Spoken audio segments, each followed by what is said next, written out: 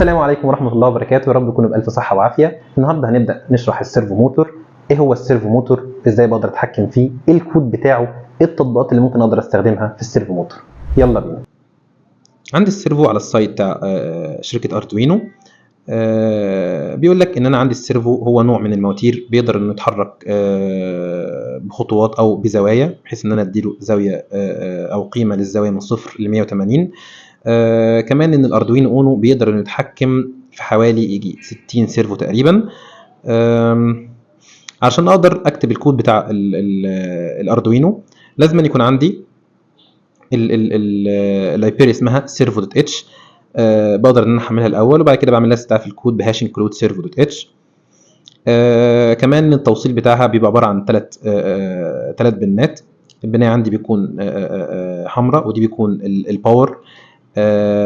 وبنايه عندي او واير عندي تمام بيكون جراوند، وده لونه بلاك او براون. وكمان عندي بنايه تانية بتكون غالبا يا اما اصفر يا اما برتقاني يا اما ابيض، ودي بيكون السيجنال بتاعتي اللي هي بتتوصل بالديجيتال بين بتاعتي موجوده في البورد. الباور عندي بتاعت السيرفو بيكون 5 فولت. الفانكشنز بتاعت اللايبراري ديت، فبيكون عندي اتاتش، دي انا بكتب فيها القيمه بتاعت او الرقم بتاع البن بتاعي، وعندي رايت دي قيمه الزاويه بتاعتي، ورايت مايكرو سكند برضو بكتب قيمه عندي للتحكم، وعندي ريد بقدر اعرف الزاويه بتاعتي اللي انا واقف عليها دلوقتي قيمتها كام، وعندي اتاتشد ديت اتاتشد.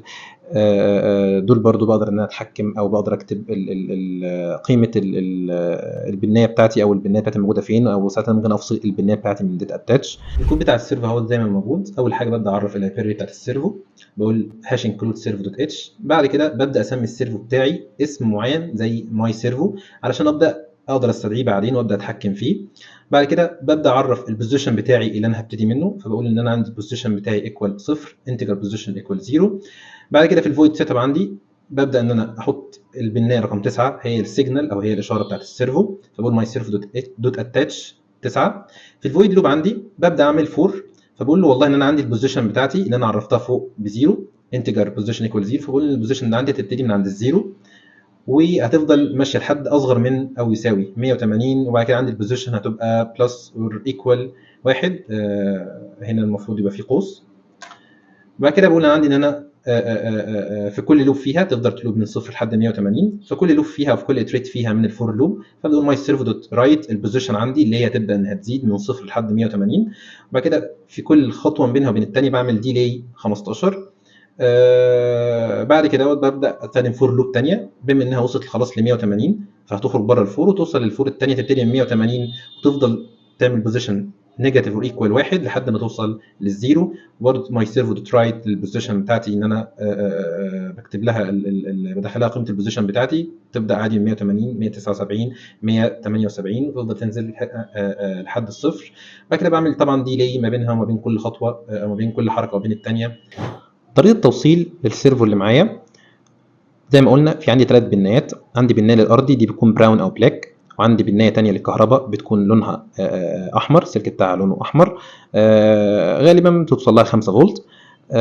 عندي بنايه السيجنال بيكون لونها برتقاني او اصفر او ابيض، ودي بتتوصل بسيجنال عاديه او ببنايه بتكون pulse width modulation.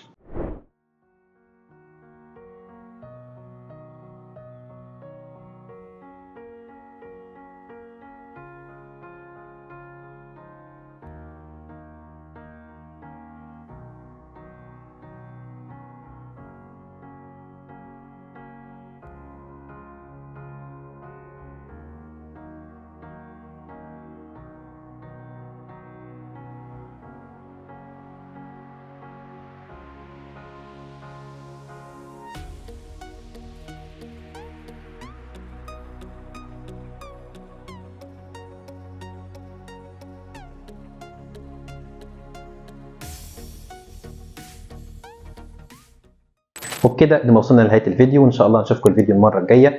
كان معاكم مهندس محمد عباس، والسلام عليكم ورحمه الله وبركاته.